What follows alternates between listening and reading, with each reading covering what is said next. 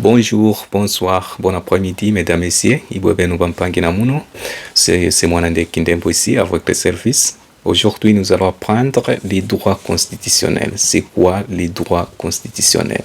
Donc, c'est du cours des droits constitutionnels, donc la constitutionnalité. Donc, c'est quoi les droits constitutionnels? Nous allons apprendre les droits constitutionnels.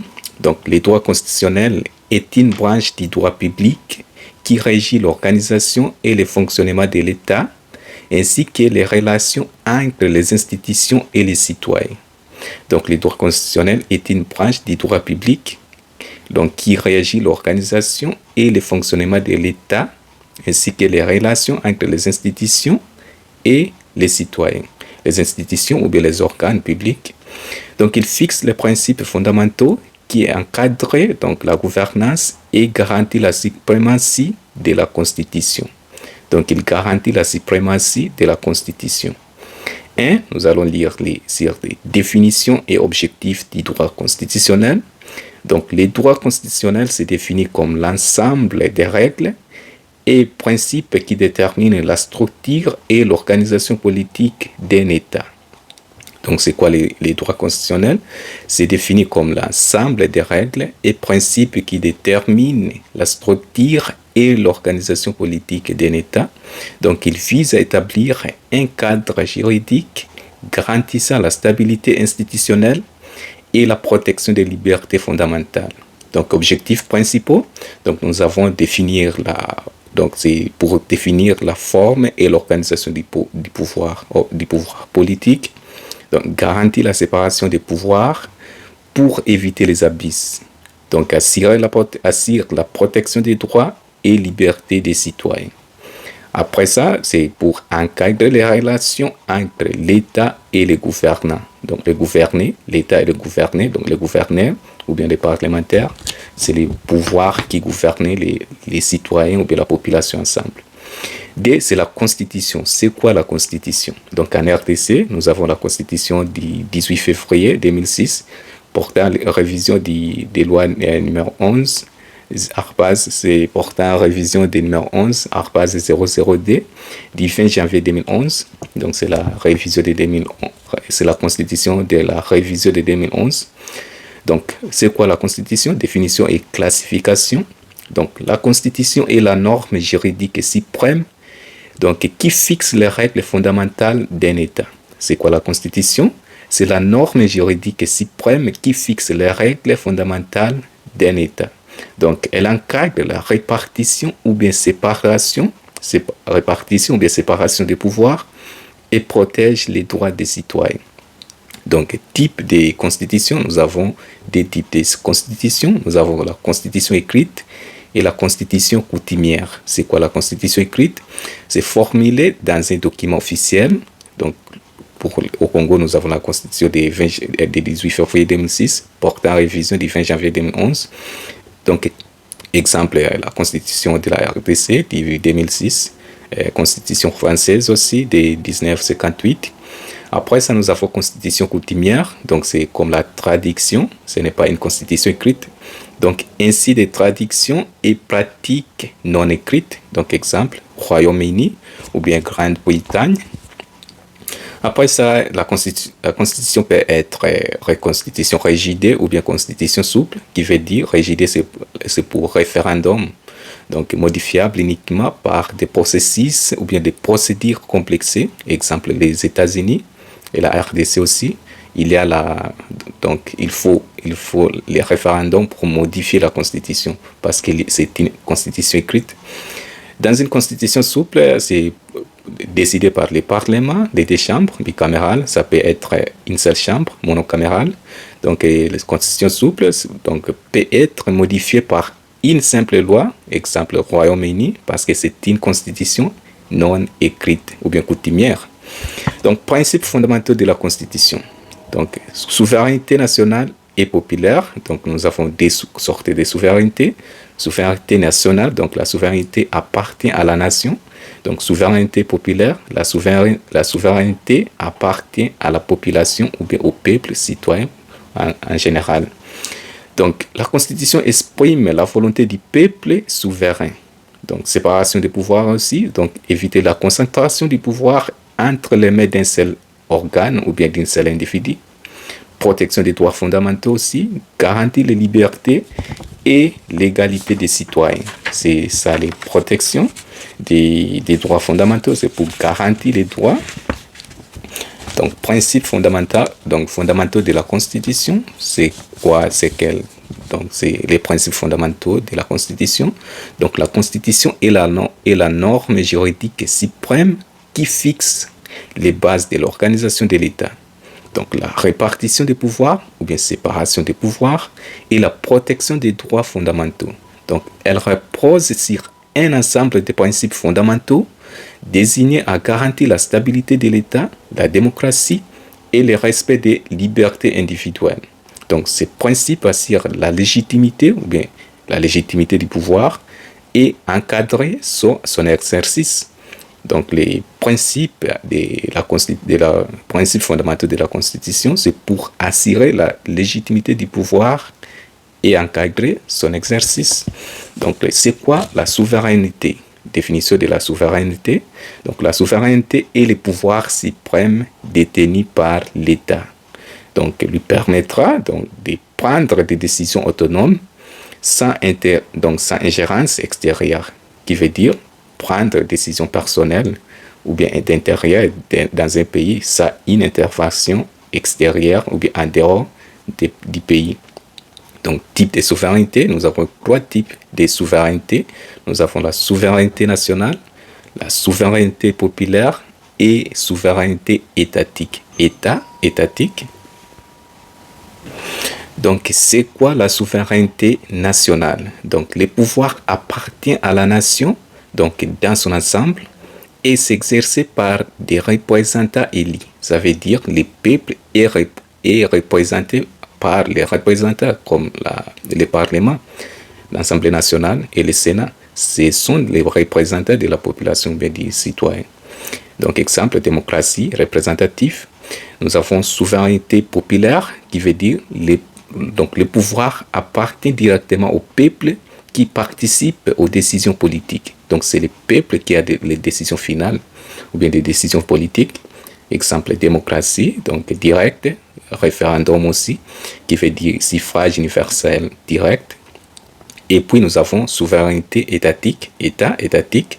Donc, l'État est indépendant et exerce son autorité sur son territoire sans être soumis à un autre pouvoir.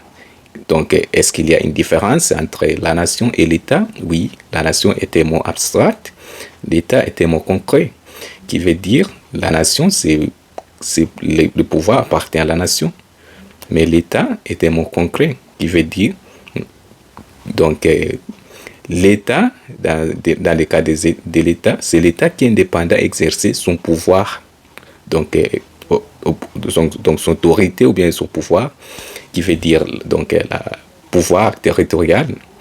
Donc les séparations ou bien la séparation des pouvoirs. Donc définition, c'est quoi la séparation des pouvoirs? Donc théorisé par Montesquieu dans l'esprit des lois de 1748. Donc la séparation des pouvoirs empêche la concentration du pouvoir entre les mains d'un seul organe ou bien un seul individu et garantit un équilibre institutionnel. Donc, répartition des pouvoirs, nous avons 3 organes ou institutions de pouvoir. Nous avons le pouvoir législatif pour légiférer, le pouvoir exécutif pour exécuter et le pouvoir judiciaire. Donc, c'est quoi le pouvoir législatif? C'est pour légiférer, pour élaborer, adopter. Donc, c'est la élaboration et adoption des lois. Exemple, le Parlement, l'Assemblée nationale et le Sénat. Le Congrès, donc en États-Unis d'Amérique, c'est le Congrès ou bien le House of Representatives, le Congrès et le Sénat. En RDC, c'est le Parlement qui veut dire l'Assemblée nationale, qui représente les peuples. Et puis le Sénat, les sénateurs. L'Assemblée nationale, c'est les députés nationaux.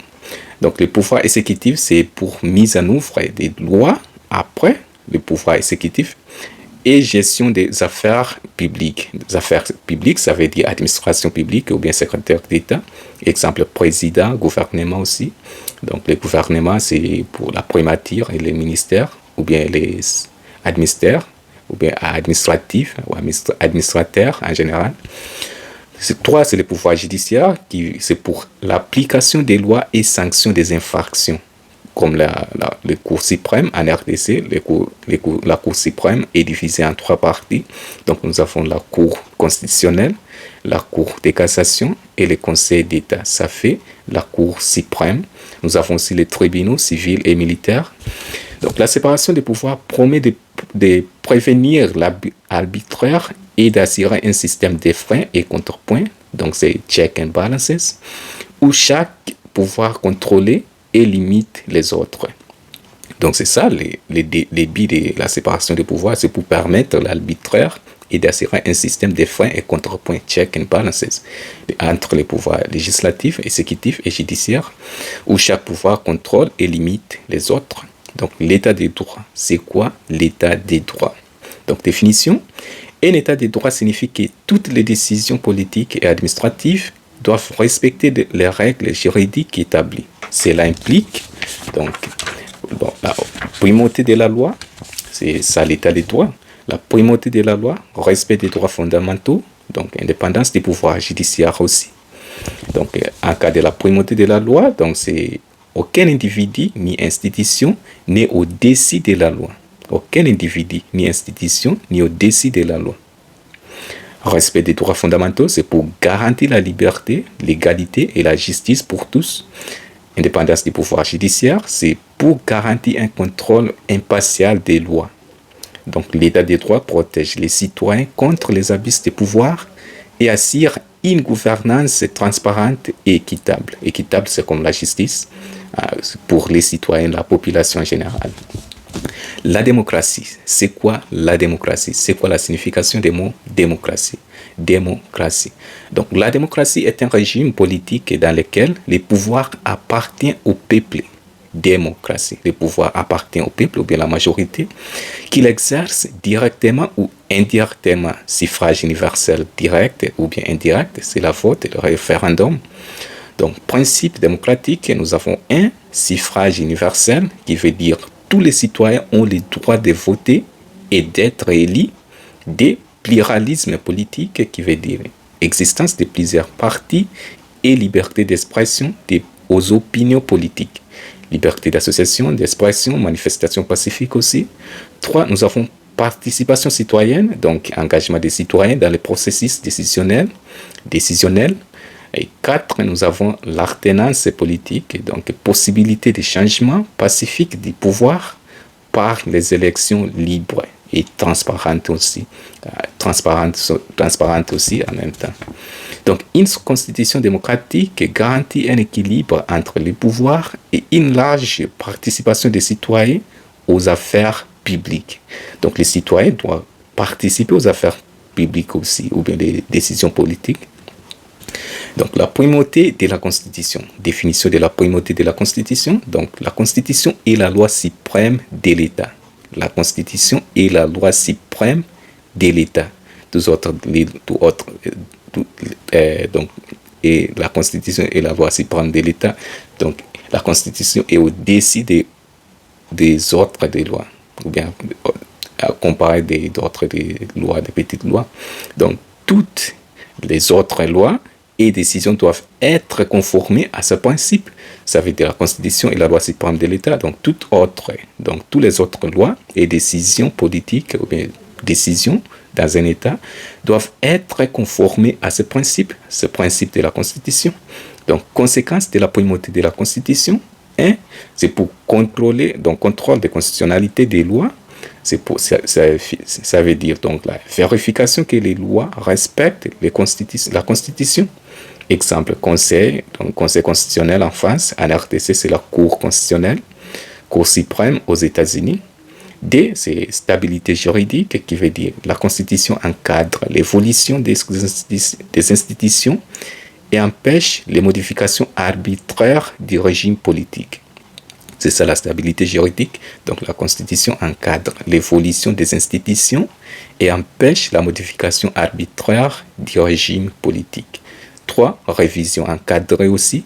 Donc la modification ou bien la révision de la Constitution suit des procédures spécifiques pour éviter les abus. Donc, la protection des droits fondamentaux, définition, c'est quoi? La protection des droits fondamentaux. Donc, la Constitution garantit des droits et libertés fondamentaux des citoyens en établissant un cadre juridique qui protège contre les discriminations et arbitraires. Arbitraire, ça veut dire donc les arrêts, les appels, les jugements aussi. Donc, catégorie des droits fondamentaux, nous avons droits civils et politiques. Il y a les droits civils et politiques. Tous les citoyens, les droits civils et politiques. Donc, liberté d'expression, d'association, droit de vote, égalité devant la loi aussi. Nous sommes tous égaux devant la loi. D, c'est droits économiques et sociaux, qui veut dire donc droit à l'éducation, au travail, à la santé, à la formation. 3, c'est droits collectifs, donc c'est droits des minorités, comme en Europe. Nous avons les musulmans qui sont les minorités en Europe, parce que c'est les pays chrétiens. Donc, protection de l'environnement aussi, ça fait les droits collectifs. Avoir un environnement sain, ou bien protection de l'environnement. Donc, la protection des droits fondamentaux est assurée par des institutions judiciaires et des organes ou bien organismes spéciaux, donc défenseurs des droits, comme les droits de l'homme, et cours constitutionnels, en pluriel ou bien en général. L'indivisibilité et l'unité de l'État. En RDC, ou bien République démocratique du Congo, c'est un État uni et indivisible. C'est quoi l'État indivisible ou bien uni? Donc, dans un État unitaire, donc définition, donc un État est indivisible lorsque ces lois s'appliquent uniformément, donc ensemble, sur l'ensemble du territoire, ou bien secteur, territoire, province, sans distinction entre les régions. Donc, un État est indivisible lorsque ces lois s'appliquent uniformément sur l'ensemble du territoire, province, secteur, groupement, village, commune, sans distinction entre les régions. Implication, donc aucune entité régionale ne peut se détacher de l'État, sauf dans un cadre fédéral. Donc ici nous parlons sur l'État unitaire, ce n'est pas un cadre fédéral. Donc les lois nationales prévalent sur les lois locaux ou régionales. Donc les lois nationales prévalent au-dessus des lois locaux ou bien régionales. L'unité territoriale aussi et politique est préservée. Donc, cependant, certains États appliquent une décentralisation pour accorder plus d'autonomie aux collectivités locales. Et donc, il y a la différence. Nous avons des concentrations et décentralisation. En RDC, nous avons des décentralisations qui veut dire des pouvoirs. Nous avons le pouvoir central et le pouvoir provincial. Donc, la laïcité, c'est quoi la laïcité? Laïque, un État laïque ou bien laïcité. Donc, définition. Donc, la laïcité signifie la séparation entre l'État et les religions. Donc, c'est ça la laïcité. La séparation entre l'État et les religions. Séparation entre l'État et les religions, comme aux États-Unis. Mais c'est une illusion. Donc, à cas des mariages, il y a un besoin de prêtre, pasteur, si tu es musulman. La religion est toujours dans la politique. Donc l'État ne favorise ni ne discrimine aucune religion et garantit la liberté de conscience aussi. Donc principe de la laïcité, donc l'État doit être un État neutre, donc la neutralité. Et nous avons neutralité de l'État, qui veut dire pas de religion officielle, pas d'intervention dans les affaires religieuses aussi. Des libertés de culte. Donc, chaque individu peut pratiquer la religion de son choix. Donc, liberté de culte. Chaque individu peut pratiquer la religion de son choix. 3. Égalité devant la loi, qui veut dire aucune distinction entre citoyens en fonction de leurs croyances. Donc, ce principe est appliqué strictement dans certains pays, comme en France, oui, c'est un bon exemple. Parfois en RDC aussi, et plus souplement ailleurs, comme en États-Unis d'Amérique, où l'influence religieuse est plus présentée en politique. Donc, en États-Unis, tu dois être chrétien. En cas d'Obama, Hussein Obama, donc Barack Hussein Obama, il était musulman et donc c'était donc C'est pourquoi j'ai fait les États-Unis d'Amérique comme un exemple. Donc, c'est un supplément. Donc, il y a plus supplément. Donc, les religions, certains pays. Donc, il y a supplément ailleurs, comme les États-Unis, il y a une grande influence religieuse et plus présentée en politique ou bien dans la politique de les États-Unis d'Amérique. USA, Amérique. Le pluralisme politique, c'est quoi? Le pluralisme politique. Donc, le pluralisme politique garantit la diversité des opinions et la coexistence de plusieurs partis et organisations politiques. Donc, le pluralisme politique, c'est pour la diversité des opinions et la coexistence de plusieurs partis politiques ou bien organisations politiques. Donc, aspect essentiel du pluralisme spécifique, c'est la liberté de création des partis politiques. Donc, tous les citoyens sont libres de créer leurs partis politiques. Donc, tu as la liberté de créer la partie de son choix ou bien adhérer d'un parti de son choix. Donc, liberté de création des partis politiques, égalité d'accès aux élections et aux médias aussi. Médias, les réseaux sociaux, donc protection des droits des opposants politiques aussi. Donc, le pluralisme politique est un indicateur clé du bon fonctionnement d'une démocratie et d'un régime constitutionnel équilibré. Donc, le pluralisme politique appartient à la démocratie ou bien à l'état des droits. Donc, la responsabilité des gouvernants, donc les gouvernants, c'est comme les gouvernements, les parlements, les représentants du peuple ou bien des citoyens en général. Définition, les gouvernants doivent rendre des comptes aux citoyens et peuvent être sanctionnés en cas d'abus de pouvoir ou de violation des lois. Donc, donc, c'est une différence entre les pouvoirs la souveraineté populaire contre la souveraineté nationale. Donc, la souveraineté nationale, c'est les représentants, l'État est indépendant, la nation est indépendante, donc le peuple est représenté par les parlements ou bien les gouvernements en général. Souveraineté populaire, c'est le peuple qui est le souverain.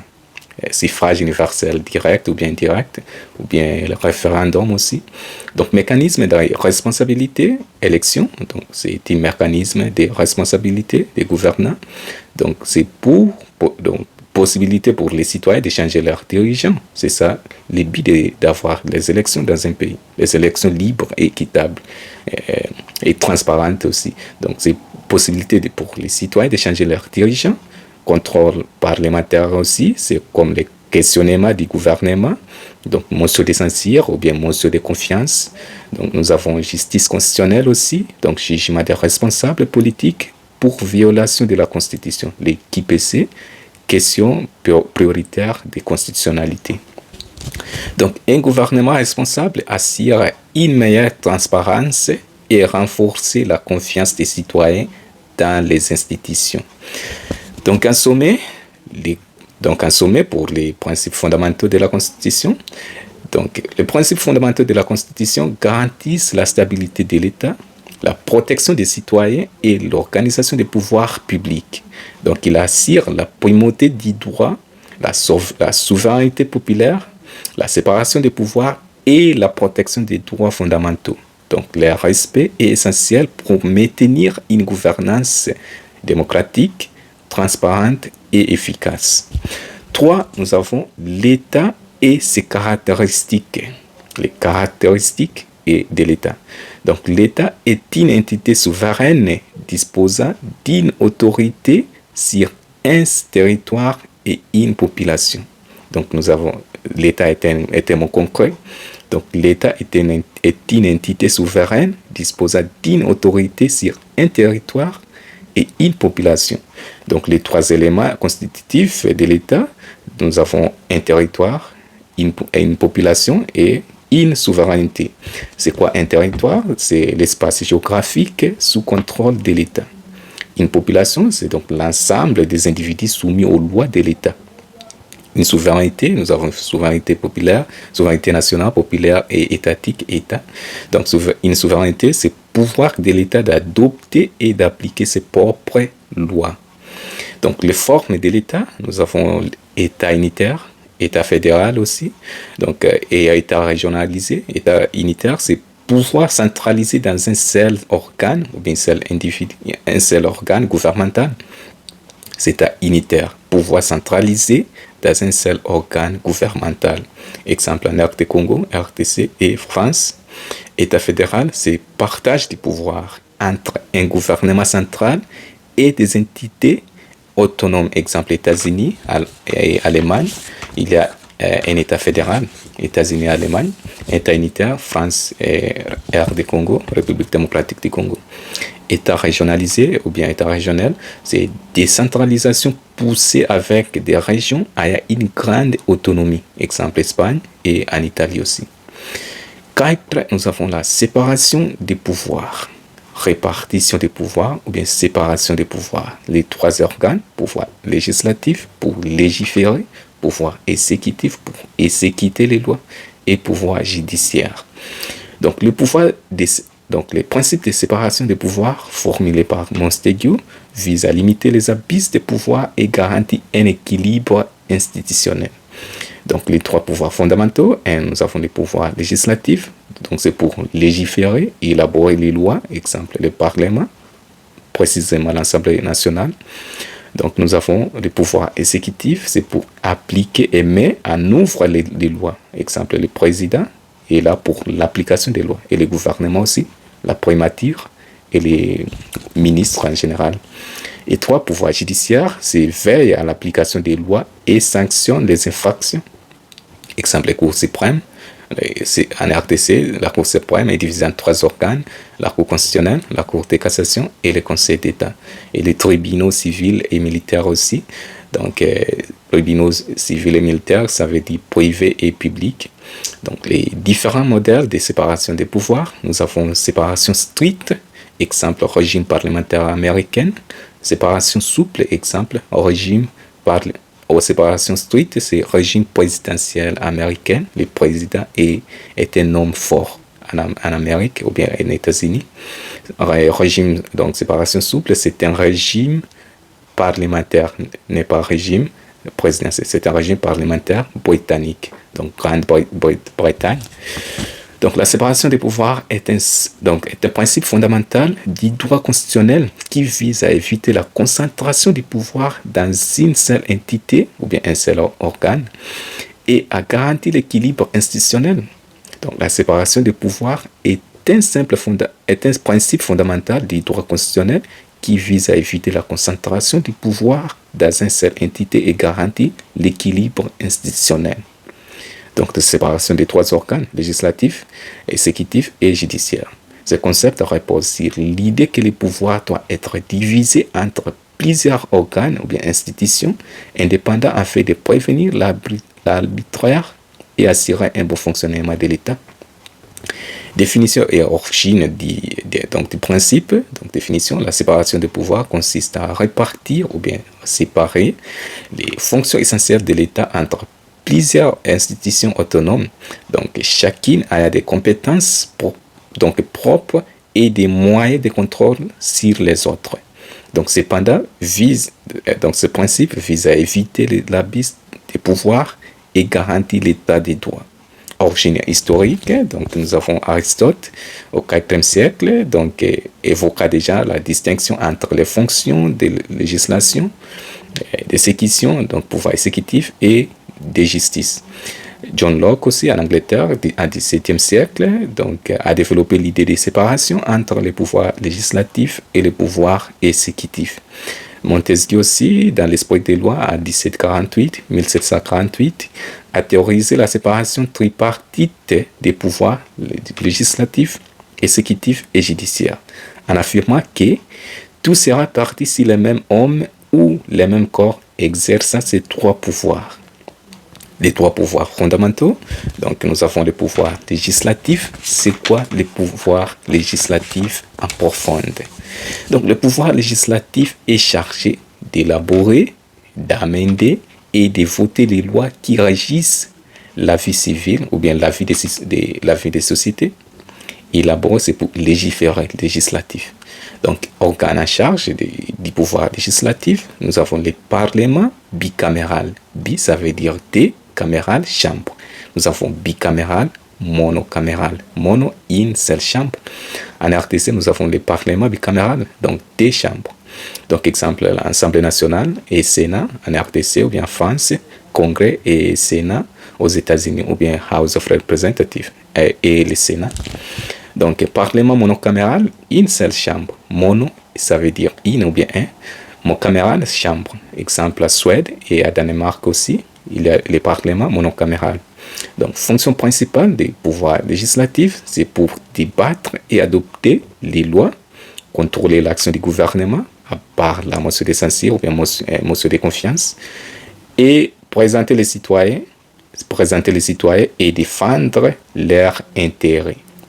C'est ça les représentants, les parlementaires. B, les pouvoirs exécutifs. Donc, définition, le pouvoir exécutif est responsable de l'application des lois et de la conduite des affaires publiques. Affaires publiques, ça veut dire administration publique. Donc, organe en charge, en RDC, nous avons des pouvoirs exécutifs et bicéphales. Bi, ça veut dire des, céphale, des têtes, qui veut dire les présidents et le gouvernement, ou bien la primature. Donc, le chef de l'État, organe en charge, en RDC, nous avons donc le chef de l'État, le chef de l'État comme le président, roi, premier ministre, ou bien chancelier aussi, comme en Allemagne. Gouvernement est divisé entre les ministres et administration publique, ou bien secrétaire d'État en général. Fonction principale, donc, des pouvoirs législatifs, c'est pour assurer l'exécution des lois votées par les législatifs, les pouvoirs législatifs ou bien les parlementaires. Diriger la politique intérieure et extérieure dans les pays et en dehors du pays. Gérer les finances publiques et l'administration de l'État, donc les budgets financiers. Le pouvoir exécutif est l'un des 3 piliers fondamentaux de l'État. Donc, il est chargé d'appliquer et d'exécuter les lois adoptées par les pouvoirs législatifs, par les parlements, donc de diriger la politique nationale et de gérer les affaires publiques. Donc, sa composition et ses compétences varient en fonction du régime politique en vigueur. Donc, en RDC, notre régime politique est semi-présidentiel. En États-Unis, c'est un régime présidentiel. En Grande-Bretagne ou bien Royaume-Uni, c'est un régime parlementaire. Donc, définition et rôle du pouvoir exécutif. Définition. Donc, le pouvoir exécutif désigne l'ensemble des institutions et des personnes chargées de mettre en œuvre les lois. Donc, de conduire la politique de l'État et d'assurer le bon fonctionnement de l'administration publique. Donc, fonction fondamentale, l'application des lois, donc votées par le Parlement, c'est ça le travail des pouvoirs exécutifs. L'application des lois après la vote par le Parlement. Donc, générer l'administration et veiller au bon fonctionnement des services publics, conduire la politique intérieure et extérieure de l'État, maintenir l'ordre public et la sécurité, donc représenter l'État à l'international. Donc, nous avons les relations diplomatiques, les traités ou bien les conventions, etc. Donc, la composition du pouvoir exécutif. La composition du pouvoir exécutif. Le pouvoir exécutif est généralement divisé en 2 niveaux, ou ça veut dire bicéphale, en 2 niveaux, le chef de l'État et le gouvernement. Ou bien bicéphale, ça veut dire 2 têtes. Donc, nous avons les chefs de l'État, président, roi, chancelier, etc., les gouvernements, premier ministre et les ministères, ou bien ministres en général. Le rôle et l'autorité du chef de l'État, donc le rôle et l'autorité du chef de l'État et du gouvernement varient en fonction du régime politique adopté. Donc, nous avons différents régimes politiques dans chaque pays aussi. Donc, le chef de l'État, le rôle du chef de l'État. Donc, le chef de l'État est la plus haute autorité de l'exécutif. Son pouvoir peut être symbolique ou effectif selon le régime. Donc, dans un régime parlementaire, le chef de l'État, le pouvoir des chefs de l'État est symbolique, n'est pas effectif selon le régime. Donc, ces principales attributions, des chefs de l'État, il est le garant de la Constitution et de l'unité nationale ou bien de l'entité territoriale, représentant de l'État dans des relations internationales, des traités, conventions. Donc, il est le commandant en chef des forces armées. En RDC, c'est les FARDC, Forces armées pour la République démocratique du Congo. Il est le chef de la police nationale aussi, PNC en RDC, Police nationale du Congo.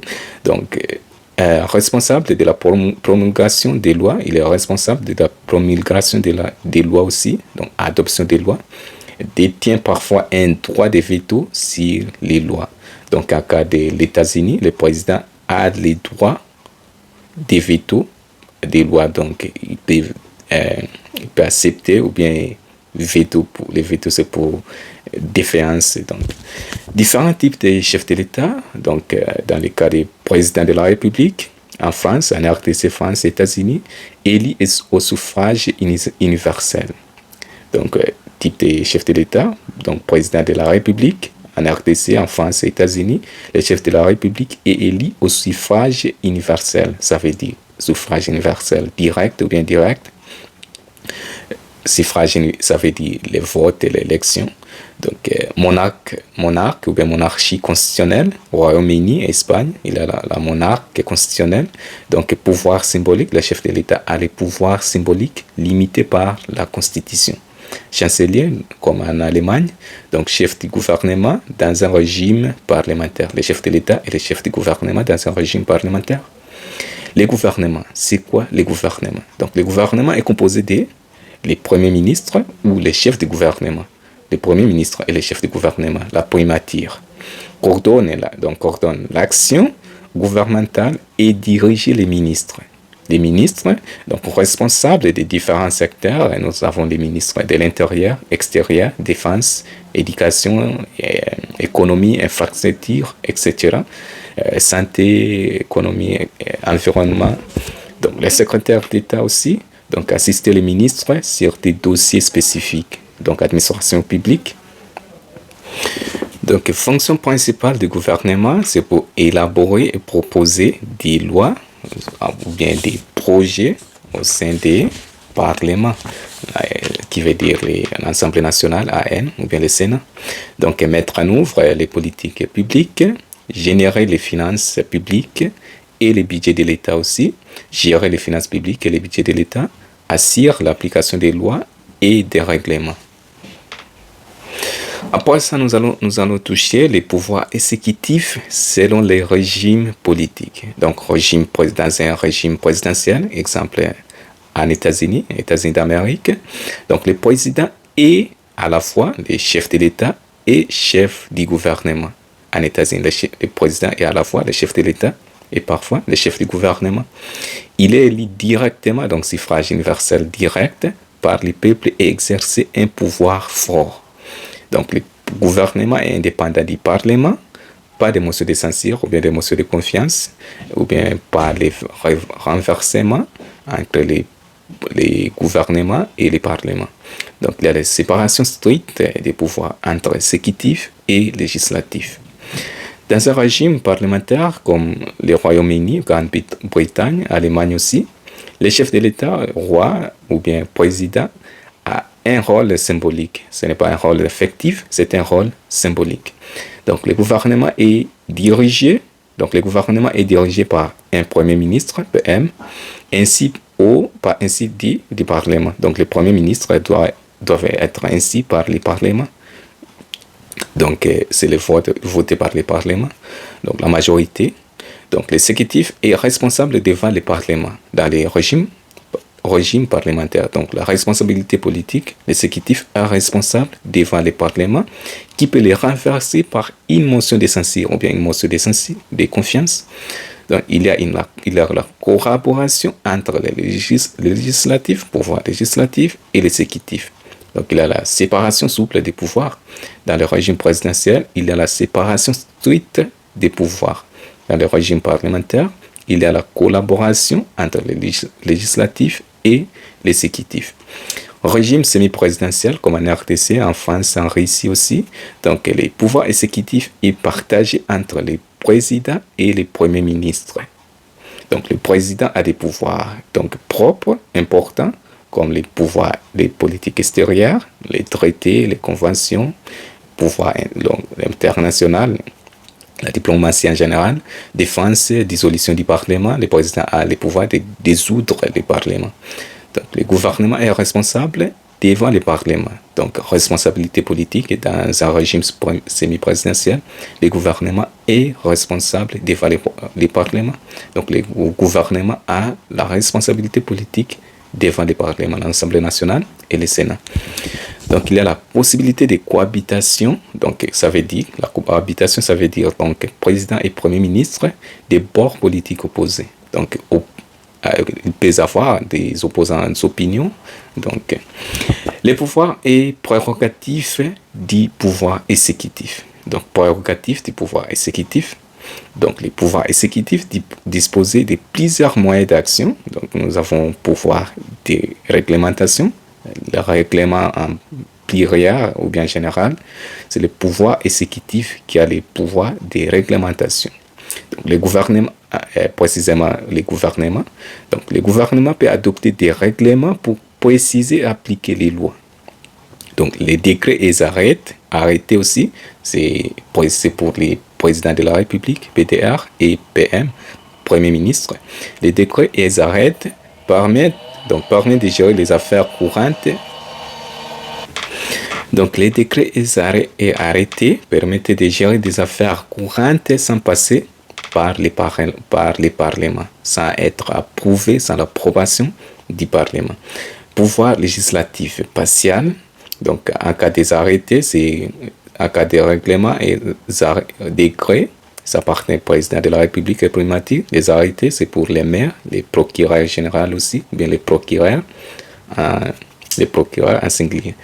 Donc, pouvoir législatif partial, en régime présidentiel, donc le président peut proposer des lois. Dans un régime présidentiel, le président a le droit de proposer des lois en général. Donc, en régime parlementaire, le gouvernement peut présenter des projets de loi, pas des propositions, mais des projets de loi, et l'ordre du jour aussi. Donc, pouvoir de dissolution du Parlement, le président a le pouvoir de dissoudre le Parlement. Donc, dans certains pays, comme en RDC, en France, les présidents, les chefs de l'État, peuvent dissoudre le Parlement et convoquer de nouvelles élections. Il peut dissoudre le Parlement et convoquer les nouvelles élections, comme nous avons vu en France par le président Macron, Emmanuel Macron. Donc, pouvoir de nomination et de révocation. Donc, le président ou le premier ministre nomme les ministres, les ambassadeurs et certains hauts fonctionnaires aussi. Donc, il peut également révoquer des membres du gouvernement en même temps. Donc, pouvoir d'exception. Donc, pouvoir d'exception. Donc, en cas de crise grave, donc comme la guerre, menace terroriste, les chefs de l'État peuvent disposer de pouvoirs spéciaux pour assurer la sécurité nationale. Donc, c'est les pouvoirs spéciaux appartiennent directement, ou bien le pouvoir propre du président de la République en cas de crise grave, de guerre, menace.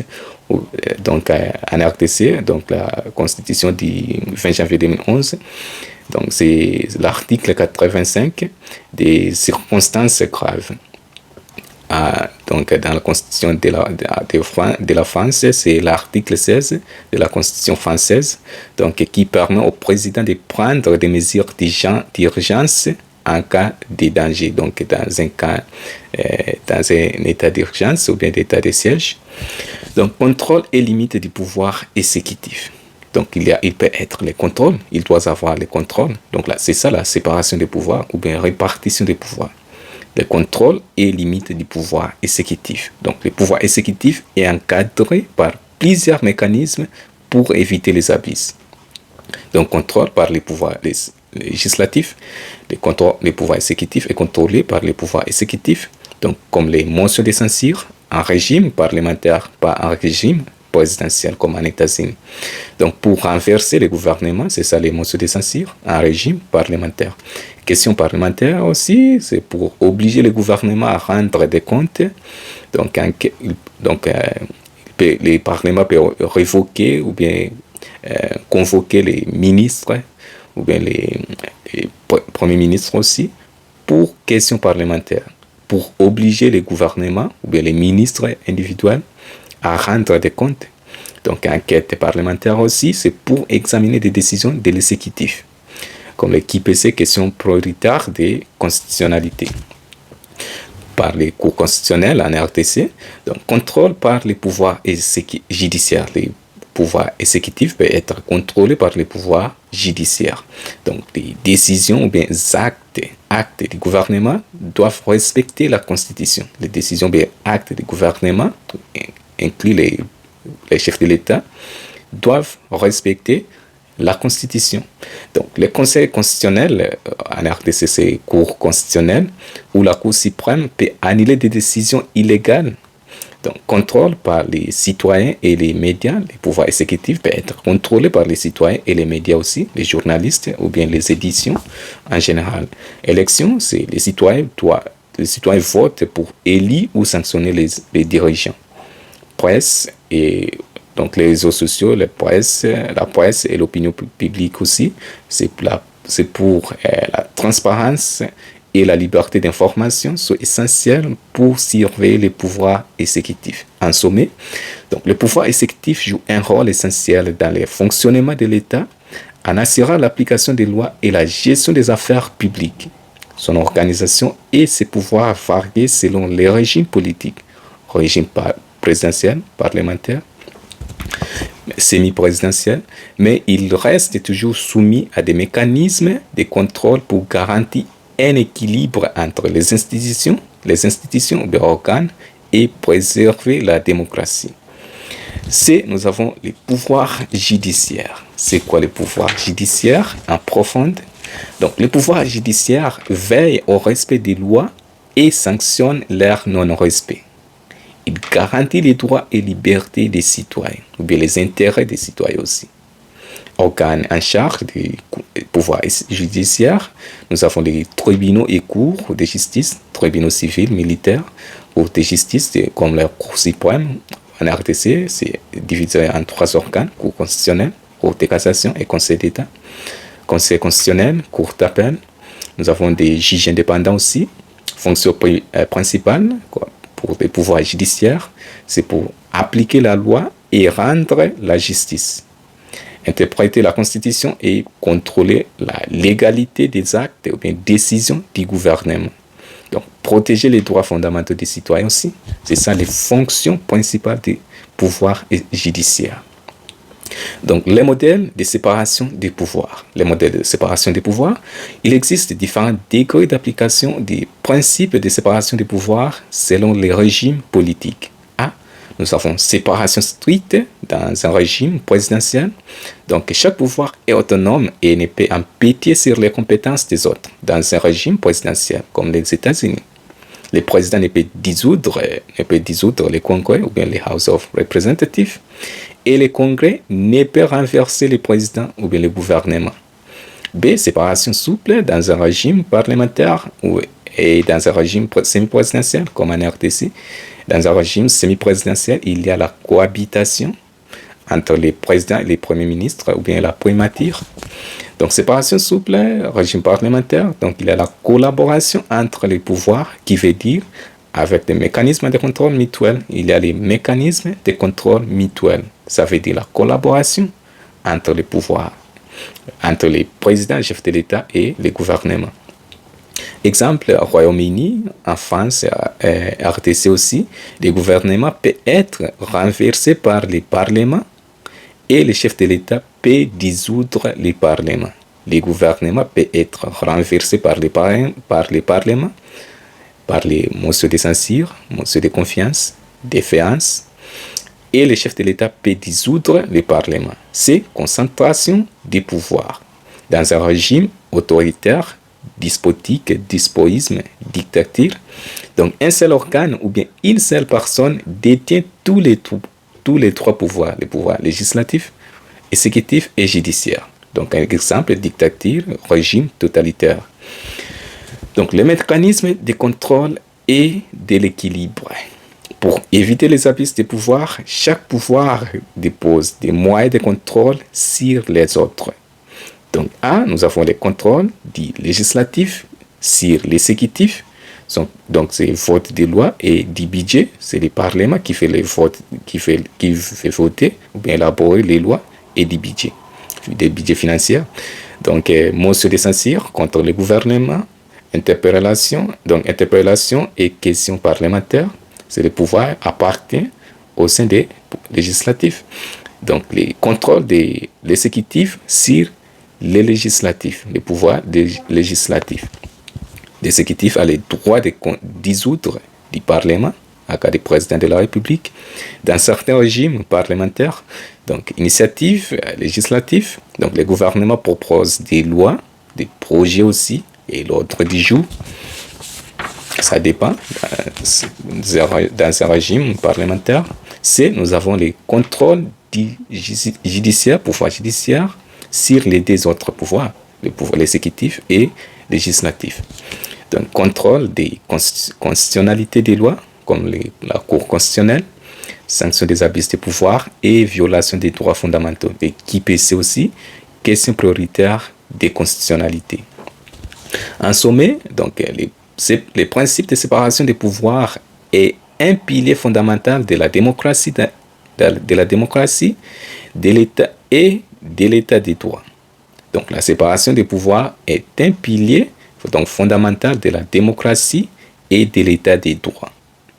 Il garantit un équilibre institutionnel en évitant la concentration du pouvoir et en assurant la protection des citoyens. Concentration du pouvoir dans un seul organe ou bien un seul individu.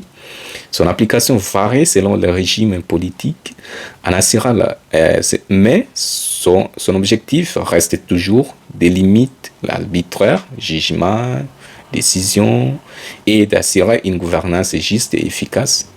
Mais son objectif reste toujours de limiter l'arbitraire et d'assurer une gouvernance juste et efficace.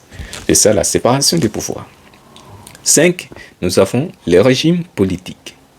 Un régime politique est la manière dont le pouvoir est organisé et exercé dans un État. Donc, le régime politique est la manière dont le pouvoir est organisé et exercé dans un État.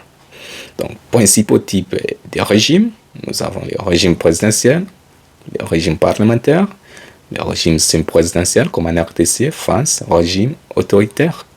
Donc, dans le régime présidentiel, c'est comme les sommets aussi, la conclusion. Dans le régime présidentiel, nous avons la séparation stricte des pouvoirs. Donc, avec un président fort, comme les États-Unis d'Amérique. Régime parlementaire, il y a la collaboration entre le gouvernement et le Parlement. Donc, exemple, Royaume-Uni, régime semi-présidentiel, il y a la cohabitation. Donc, différentes opinions entre le président et le premier ministre. Donc, mixte entre le régime présidentiel et parlementaire. C'est ça la signification des semi-présidentiels. C'est la mixte entre le régime présidentiel et parlementaire. Exemple, en RDC, France, régime autoritaire, il y a la concentration du pouvoir sans contrôle démocratique. Concentration du pouvoir dans un seul organe, dans un seul individu. Exemple, dictature, despotisme, despotique. 6. Nous avons les droits et libertés fondamentaux. Les droits et libertés fondamentaux. Donc, les constitutions modernes consacrent des droits fondamentaux pour protéger les individus contre l'arbitraire du pouvoir. Donc, les constitutions modernes, dans le XXIe siècle, donc consacrent des droits fondamentaux pour protéger les individus contre l'arbitraire, jugement, décision, appel du pouvoir. Catégorie des droits fondamentaux, donc nous avons droits civils et politiques, donc il y a les droits, chaque individu a les droits de liberté d'expression, d'association, manifestation pacifique, droit de vote, égalité devant la loi, donc nous sommes tous égaux devant la loi. Donc, droits économiques et sociaux aussi, donc droit à l'éducation, au travail, à la santé, à l'information, etc. Droit collectif, donc c'est la protection des minorités comme les musulmans, comme je vous l'avais dit, l'exemple des musulmans en Europe, et droit à un environnement sain, mécanisme de protection des droits fondamentaux, donc contrôle des constitutionnalités, donc assure la conformité des lois avec la Constitution, institutions spécialisées, donc défenseurs des droits comme les droits de l'homme, Cour constitutionnelle aussi, en général. 7. Nous avons l'interprétation et la révision de la Constitution. En cas de la révision, c'est le pouvoir constituant dérivé. S'il y a la révision, c'est dérivé, c'est pour réviser. Mais s'il y a une nouvelle constitution, c'est le pouvoir constituant originaire. Donc, interprétation de la Constitution, donc réalisée par des organes spécialisés comme les cours constitutionnels en général, exemple Conseil constitutionnel en France, Cour constitutionnelle en RDC, République démocratique du Congo, RD Congo, Democratic Republic of the Congo en anglais, donc permet d'adopter les lois à l'évolution de la société. Donc, révision constitutionnelle, c'est le pouvoir constituant dérivé, non originaire. Donc, processus permettant de modifier ou bien réviser la Constitution peut être souple, qui signifie modifié par les parlements, par simple loi, ou rigide, ou bien rigide, ça veut dire processus spécial avec référendum. Donc, c'est le suffrage universel direct, c'est l'élection par les peuples, les citoyens ou majorité qualifiée. Oui, nous avons la justice constitutionnelle. Donc, la justice constitutionnelle garantit la conformité des lois avec la Constitution et protège les libertés fondamentales. Donc, principaux mécanismes de la justice constitutionnelle, principaux mécanismes, donc c'est pour contrôler les constitutionnalités des lois. Donc, c'est la vérification de la conformité des lois avec la Constitution. En RDC, c'est la Cour constitutionnelle, Conseil d'État aussi. Saisine ou bien cessation des juridictions constitutionnelles, donc saisine des juridictions constitutionnelles, donc permet aux citoyens ou aux institutions de constater ou bien de contester une loi anticonstitutionnelle. Donc les juridictions constitutionnelles, c'est pour permettre aux citoyens ou aux institutions de contester une loi anticonstitutionnelle. 9, nous avons le rôle des institutions constitutionnelles. Le rôle des institutions constitutionnelles, c'est quoi le rôle des institutions ou bien des organes constitutionnels, juridictions en général. Donc, plusieurs institutions sont chargées d'assurer la stabilité et le respect des principes constitutionnels. Nous avons les chefs de l'État, il est le garant de la Constitution. Le chef de l'État peut être président, roi, donc garant de la Constitution et du bon fonctionnement des institutions. Et les parlements aussi, c'est voter les lois et contrôler l'exécutif. Pouvoir exécutif. Les gouvernements exécuter les lois et diriger l'administration. Donc, l'administration, ça veut dire l'administration publique, c'est les fonctionnaires publics. Les pouvoirs judiciaires, c'est appliquer la loi et protéger les droits des citoyens. Les conseils constitutionnels, en cas de la RDC, c'est les cours constitutionnels, ou bien le conseil constitutionnel, c'est pour vérifier la conformité des lois à la Constitution. Cour constitutionnelle en RDC, en cas de révision ou changement de la Constitution. Conclusion en général, donc les droits constitutionnels est la pierre angulaire de l'organisation de l'État moderne. Donc les droits constitutionnels est la pierre angulaire de l'organisation des droits de l'État moderne au XXIe siècle. Il fixe les règles des gouvernements, encadre les pouvoirs publics et garantit les libertés fondamentales. Donc, sa maîtrise est essentielle pour comprendre le fonctionnement des régimes politiques et participer activement à la vie démocratique. Donc, enfin, mesdames, messieurs, je vais lire quelque chose ici. La litige, donc c'est un procès ou bien procès d'un problème. Nous avons des concentrations et des centralisations. Des concentrations, c'est dans un état unitaire. Donc, il y a le pouvoir central à mettre ou bien à le représentant dans l'ensemble du pays. Dans les cas de décentralisation, c'est les deux pouvoirs, le pouvoir central et le pouvoir parlementaire. Donc l'autonomisation des provinces aussi. Donc les traités et la constitution sont supérieurs à la loi. Donc la loi est supérieure aux règlements ou bien aux règles, décrets et arrêtés aussi, etc. Cours, nous avons cours d'appel, cours d'arrêt. Nous avons tribunaux, c'est pour donner les jugements. Donc tout ça, nous appelons les intégralités de l'affaire. Intégralité de l'affaire, les cours et les tribunaux. Donc traité international ou bien convention internationale, c'est la même chose, c'est comme les synonymes. Donc les traités internationaux sont inférieurs à la constitution d'un pays ou bien de l'État. Les traités internationaux ou bien conventions internationales sont inférieurs à la constitution d'un État. Donc dualisme aussi juridictionnel, Donc, nous avons ordre, nous avons ordre judiciaire et ordre administratif. Ordre administratif, c'est pour les publics, mais ordre public, ordre juridique, c'est pour ordre privé ou bien civil. Donc, à cas de litige, nous avons des ordres, donc des ordres juridictionnels différents, ordre judiciaire et ordre administratif. Ordre judiciaire et ordre administratif. Donc, à cas de cour de cassation, c'est juge, à cas de cour de cassation, c'est juge des droits.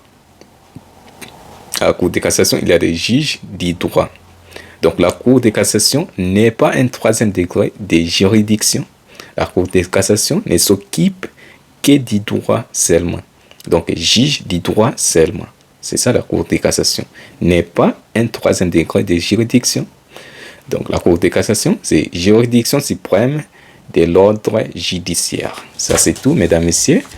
Et merci beaucoup. Maton Domingue Bampanginamuno. Ciao. Bye.